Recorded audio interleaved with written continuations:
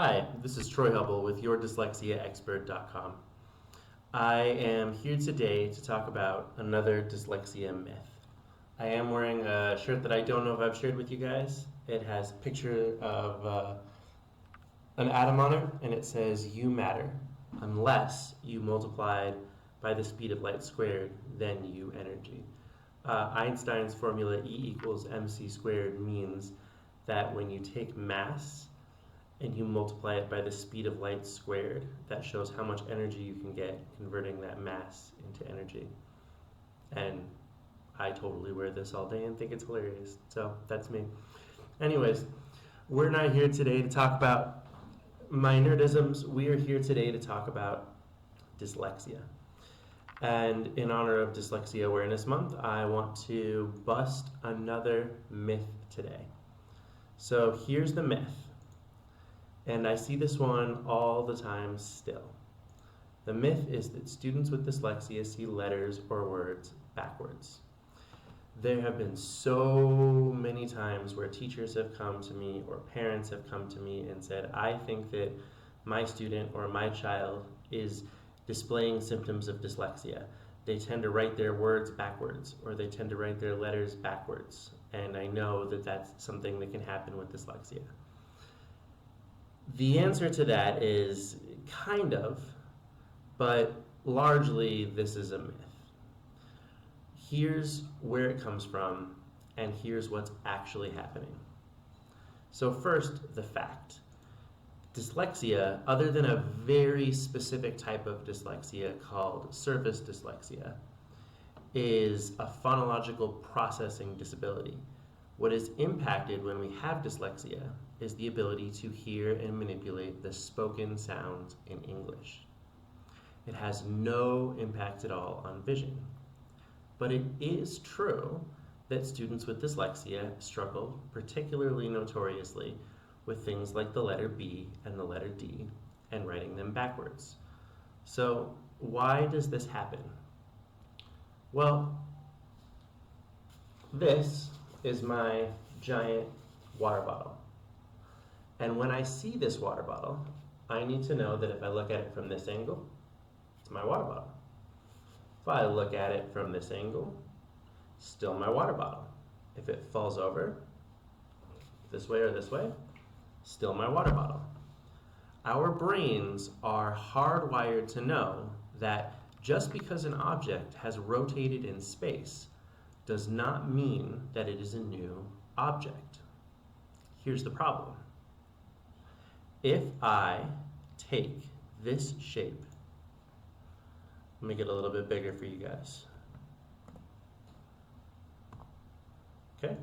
If I take this shape, it's a B.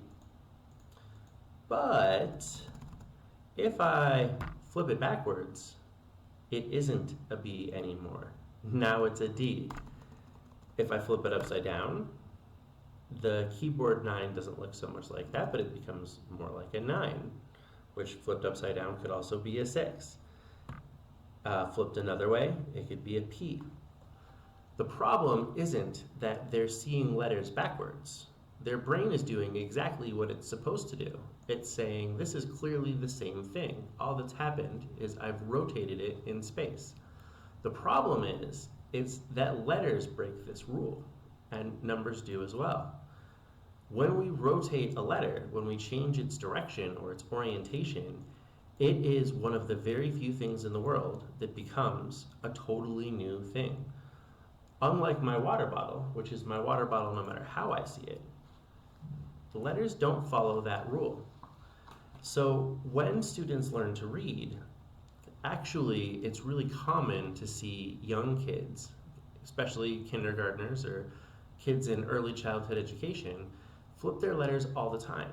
And it's because their brains are doing what thousands of years of evolution have taught them. It shouldn't matter which way the letter faces, it's still the letter.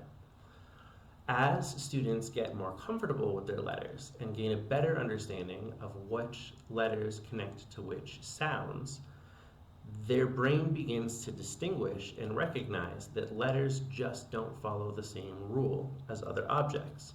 We cannot flip them around in space. and have them continue to be the same thing. They become a new letter.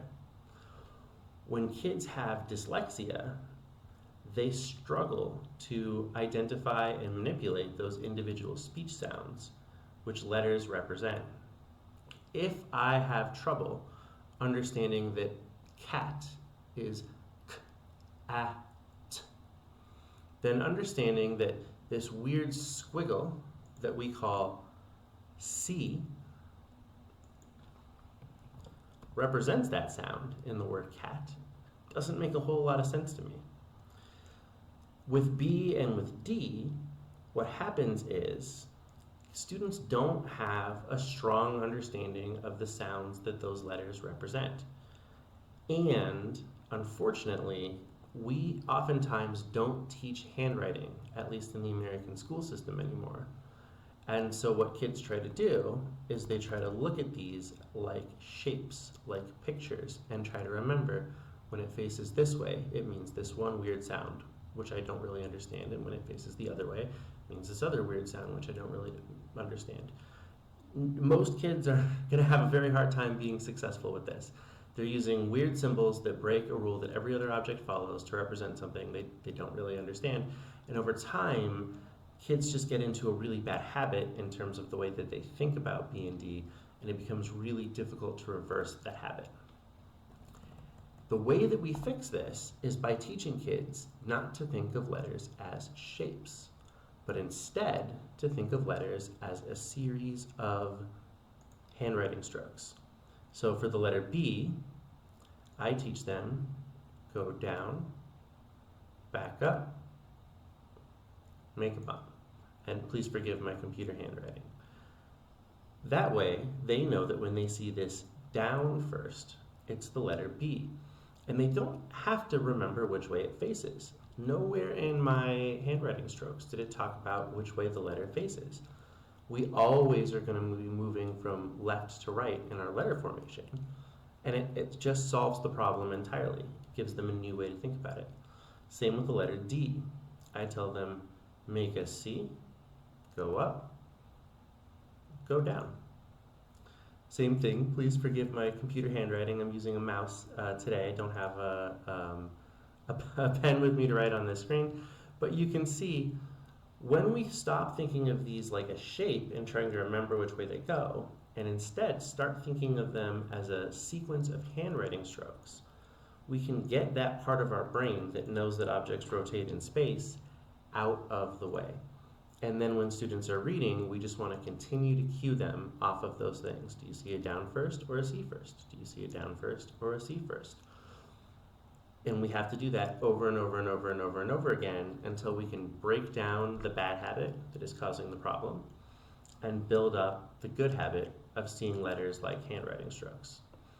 As a general rule, if your student is struggling with directionality with their letters, with anything like that, don't give them a visual list of letters and have them try to match it. You can do that, but don't just do that.